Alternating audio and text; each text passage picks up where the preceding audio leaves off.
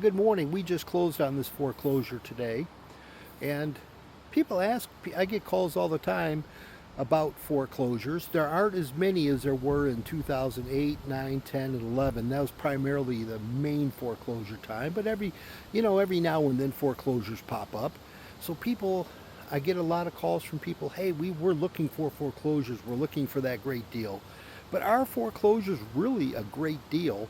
In some cases they are, but let me tell you, the banks know what the value of the home is. They've sent two brokers out here to provide what's called a broker price opinion. They might have also have sent an appraiser out here to get a third opinion.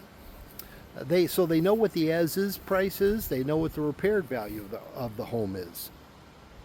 And in some cases, you're better off just buying a regular house that might be, instead of, spending 200 for a foreclosure, you spend 230 for a house or 250 for a house that's already fixed up, because you're going to spend $50,000 sometimes in fixing a foreclosures.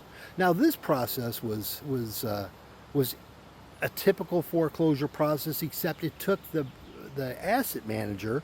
A bank has an asset manager handling the asset for them.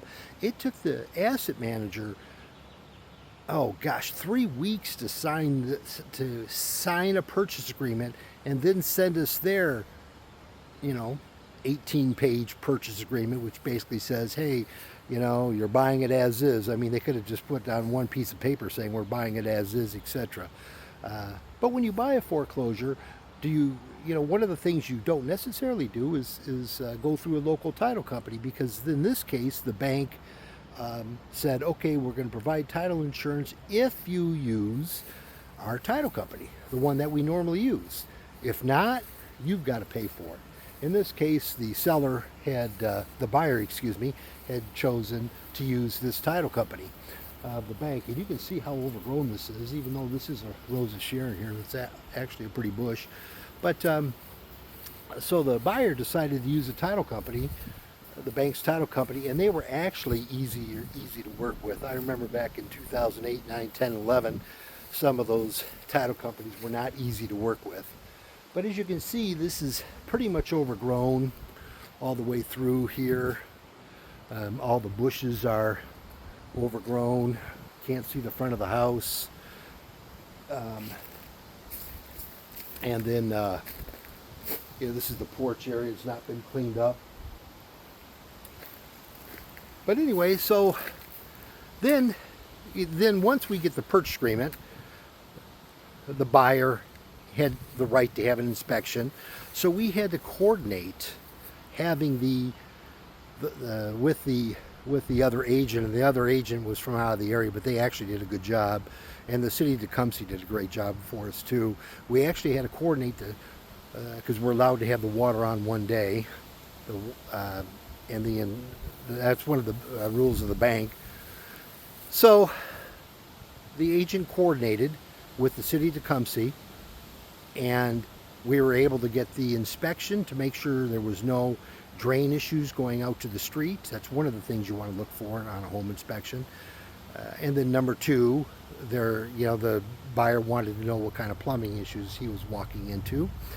And then number three, the appraiser had to see the hot water heater working. Even though this is a conventional loan, they had to see if the hot water heater was working. And anyway, we only had 1 day to do that.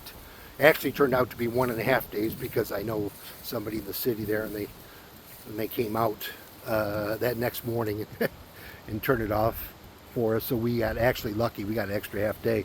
But you have shortened time frames if you want to do inspections and appraisal, and you have to coordinate that all together. And then of course, you have to change the locks on a house when you have after you close, like this guy's going to do today. So in this case, the house, it needs work. The person buying this is going to live here, and he's capable of doing the work. In some cases, and I probably said that word a couple times, in some cases, you can actually, instead of paying, you know, 180 for a house, you can find, and that needs $40,000 worth of work, you can find a house that's in relatively good shape for 220 or 250 and save yourself time and energy redoing a house. This is going to take a little bit, but the foundation's good, the roof's good, the mechanicals are good in it.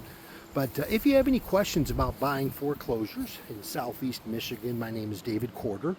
I'm with Howard Hanna and the Arrow team. My number is 517-403-9710. And yeah, please reach out to me if you have any questions, just any kind of questions at all. But I wanted to give you some shots of the house. And anyway, thank you. Have a great day today.